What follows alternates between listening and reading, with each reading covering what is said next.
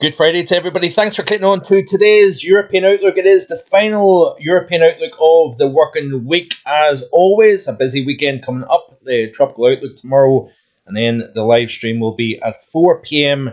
As always, we're going to be looking at the abrupt European pattern flip, withdrawal of the Indian monsoon. That is, it doesn't just flick a switch and it ends. We are going to see more flooding events over the next week or so on the subcontinent. And then we're also going to look at the Arctic sea ice latest information as well. So, yes, I hope you can join me. Click on the link that I'll leave in the description below and then hit the notify me bell so that you get a reminder when I go live this upcoming Sunday. So, as expected, we have got the big contrast between northwest and southeast. I believe we have seen temperatures upwards of 28 Celsius. London St James's Park is sitting on 27.6, and we've got quite a large area of 26, 27 from London up towards the Norwich area. Big contrast even in the northwest of England, West Wales, southwestern England, where we're only talking about temperatures into the teens. And like I say, up into the northwest, 13.4 at Loch Skarnock. If we put on the wind chill, it's feeling even cooler than that. It's feeling like only 10.2 Celsius. And this, what we're seeing up in the northwest corner will eventually pull southwards over the next few days. An abrupt change in the pattern. If we look at the GFS projection for London, we're talking about temperatures in excess of 15 Celsius to 850, down close to freezing by the time we reach, Sunday, Monday time frame. So that is a very sharp drop off for sure for London. And if we look at Inverness, we're talking about plus 8 Celsius down to -3, -4 Celsius at 850 millibars here. If we look at the UK Met model here, then we've seen a lot of rain over the last few days for sure. If we go to the precipitation, I'm not quite sure if this is going to pick out as much as I would like it to be picking it out. But let's have a look at the last 72 hours, and you can see here the general focus of precip is through the central swathe of the UK. Much of Ireland seeing an appreciable amount of rain over the last 3 days or so here. Little to no rain up across the far north and east. Look at, for example, Inverbervie. We're talking about the zero rainfall. It's the same for Aboyne, only 0.6 at Tain, a little bit more, 12.2 at Loch Skarnock. But then get yourself further south, and we're talking about it's not a huge amount, but 26 at Dundrennan, 23 at Estelmuir, 10.8 at Glasgow Airport, and then you get into the northwest of England, North Wales, for example. We're seeing a decent amount of rainfall here. Now, over the next few days, we are going to see this boundary set up across that very same area, very similar areas. We've seen very heavy rainfall driving between Glasgow and Inverness late last night. Heavy bursts of rain off and on throughout the drive north on the A9. But you can see here the model projection here as we progress through the course of today. You've got this boundary here separating some fairly warm, juicy air with something fresher up towards the northwest. It's on that boundary that you're seeing this waving weather front that is going to generate heavy, persistent rainfall. And then, as you notice here, as we head into the day on Saturday, that boundary sinks a little bit further southeast. We've still got relative warmth in the southeast corner, East Anglia, for example. But we're starting to see a frontal system moving into the north of Scotland here. We've got showers over much of Ireland and Northern Ireland. We've got this frontal boundary here that marks the division between the contrasting air masses. That is going to start to sink south during Saturday afternoon and allow this push of colder air to come down. And then as it does so, we are going to start to pick up in wintry precip over the tops of the mountains here. Nothing unusual by any stretch for the back half of September for sure, but we may see a little dusting over the tops of the Highlands, Cairngorms, Grampians, for example, and a much different flavour of weather for all by the time we reach Monday. So instead of it being 28 Celsius in the London area through the course of today, probably looking at 16 during the course of Monday. So firmly above to firmly below average. Let's have a quick check here. Let's have a look at the 850s. Go back to here now. You can see here, reasonably warmer. Even in eastern Scotland, we're talking about 10 Celsius at 850 millibars. Continue to play through 18 Celsius in the southeast. That is impressive, by the way, especially for this time of the year. You can see here, continue to play through again 18 Celsius, possibly 19 Celsius at 850 during the course of today. Only 2-3 Celsius at 850 over the northwest, for example, hence why we've got surface temperatures, a good 10 plus Celsius of difference. Then, as you notice here, creeping into the top left-hand corner of the chart, those sub-freezing 850s. So look at the contrast here. By the time we reach early Saturday morning, we're talking about the 0 over the Outer Hebrides, still clinging on to 18 Celsius over the far southeast. So a big contrast in between. That's where you're going to see the heaviest rainfall. And then look at this here. As we progress through the course of Saturday, we're introducing much colder air across the north. Now we're down to 7s and 8s in the southeast corner. So, even in a 24-hour period, we're going from 18 to 8 Celsius, so a drop of about 10 Celsius in less than 24 hours. Then as we progress through the course of Sunday, down comes that colder 850s of -4, -5 Celsius over much of northern Scotland. And then translate that down to the surface, and we are talking about some reasonably cold numbers. So let's have a look at the temperatures here of the Met model through the course of tomorrow. And, a coolish start. Got a bit of breeze that will keep the temperature up a little bit. But during the course of tomorrow afternoon, you notice here that we actually start off the day warmer than what we do in the afternoon, which is interesting. So look at this here.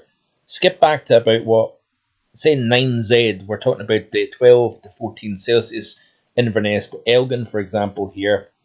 A few upper single figures in the Central Highlands, mid-teens, low to mid-teens through the Central Belt, for example. Down in the southeast corner, 16, 17 Celsius, we'll have a warm and muggy night. But it's as we progress through the course of tomorrow, look at how the cooler air starts to filter in, which is interesting here. We're only talking about 5 to about 7 Celsius at 17Z tomorrow afternoon. So we actually are going to be warmer mid-morning compared to what we will probably mid-afternoon, late afternoon.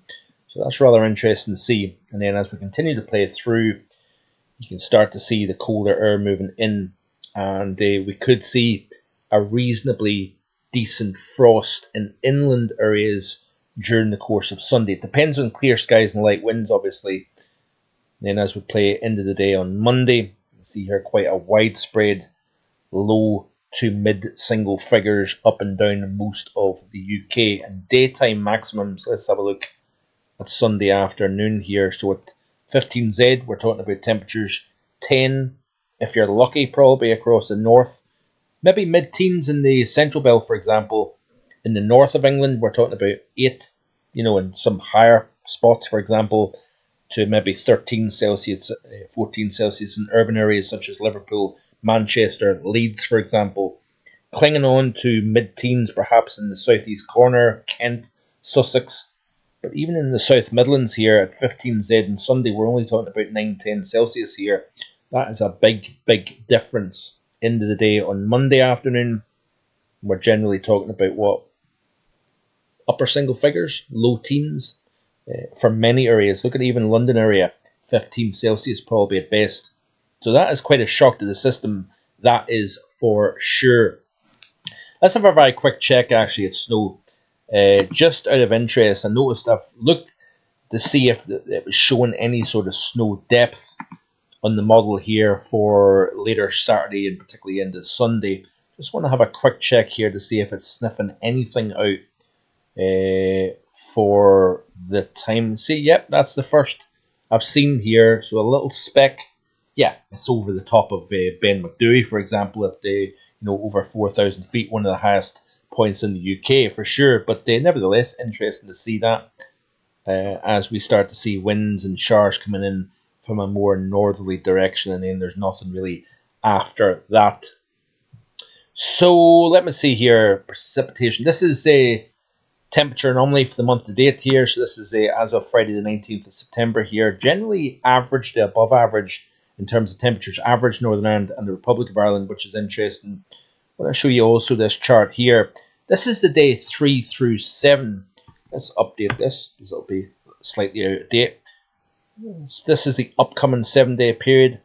And you can see here we're generally 3, possibly even 4 Celsius below average between now and the 25th of September.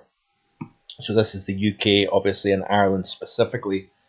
And then we're talking about close to 4 Celsius below average here, which is interesting here. This is the day 2 through 9, which is the 20th through the 27th of September here. So this is a reasonably notable chill for late September, and obviously a big shock compared to what we're seeing. And then we see a moderation in that chill through the first week of October here. But if you play through the loop here, notice here all the way out to the 21st, long way out, obviously it's Fantasyland, but notice here that we're not going above average again, which is quite interesting. I think we're going to see a building of higher pressure up towards the north of the UK, Greenland, up into the Arctic region, a negative Arctic oscillation, North Atlantic oscillation.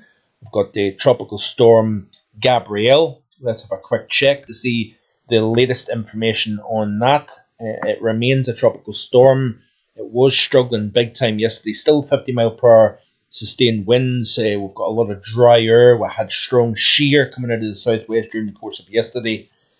But it remains a system. We've got this still 20% chance of a new wave coming off Africa. Let's click on Gabrielle to see the latest information of NHC. And it's still projected to become a hurricane, but not until Sunday. More on that in tomorrow's tropical outlook, by the way. And then you notice this hard right turn. Literally, once it gets to the latitude of Bermuda, east of Bermuda likely, it'll take a turn to the right here. And it'll be interesting to see what influence this has on the North Atlantic European pattern as it starts to interact with the jet stream. Let's have a quick check of how it's looking on infrared real quick. Then I just want to show you precipitation totals over the next few days here. So this is the latest. Gabrielle looking a little bit healthier today. If I'm right in saying this is Gabrielle here, and it's looking a little bit healthier. It was very devoid of any kind of thunderstorm activity with dry air. It was choking off any convection and release of moisture from low levels up into the upper levels of the atmosphere and divergence aloft and whatnot. It was not really able to do that because of the amount of dry air that was wrapping around the circulation itself. But we'll discuss this in much more detail in tomorrow's outlook, so stay tuned for that. And before I close off, I just want to show you projected precipitation totals over the next few days. So we'll look at, let's hone in on the UK and Ireland. Let's look at the ECMWF. So you've got this boundary here separating fresher air from the north, warmer air from the southeast. In fact, let's just have a quick check before I forget. Let's have a quick check. I know time is running on here. I want to see the temperatures across the continent. I kind of almost forgot to look at that. So talking about generally 30 Celsius, 31 Celsius up in the north. We're slightly down on the temperatures across Iberia as the core of that warmth now starts to transfer northeastwards up into the north of France and the Low Countries, for example. Do we have a 30 Celsius showing up in the Benelux region here? Let me just see how it's showing up. Yeah, so we've got widespread 29 Celsius here across Belgium, 28s across the Netherlands. We're probably going to see another warm day during the course of tomorrow as that heat transfers eastwards. We could be talking about low to mid-30s even into Germany, by the way. But anyway, back to the case in point, because I'm jumping back and forth as usual here. So let me just see here.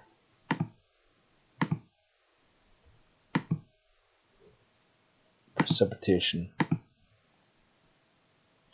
So you can see here this boundary and this kind of moisture just running along that boundary. Then as that area of low pressure actually develops, so there's a feature that actually develops along the tail of that boundary, runs north, enhances the rain through perhaps the southwest of the UK, Southern Ireland, but particularly Wales, Midlands, Northern England, Eastern England. This central swathe here could pick up some fairly big totals, and then as that all moves eastwards, we've got a run of northerly winds and much colder air. So rainfall totals look like this here. And let's have a quick look at the UK.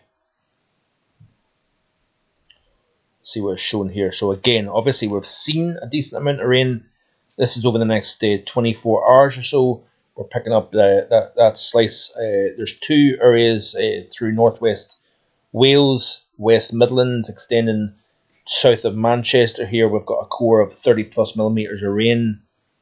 And then you notice here drier north and south of that boundary here, which is rather interesting. So anyway, I think I've waffled on long enough. Big weekend as always, content-wise here in the channel. So check out all the content that is available over the weekend. Click on the link below for the live stream on Sunday. And yes, big weekend coming up next weekend, where we're going to be talking about the winter update. First of two updates ahead of the winter forecast that will get released at the end of November. So plenty of reason to stick around. Lots to come. Enjoy the rest of your Friday. And I'll see you, all being well, tomorrow with the Tropical Outlook. Bye for now.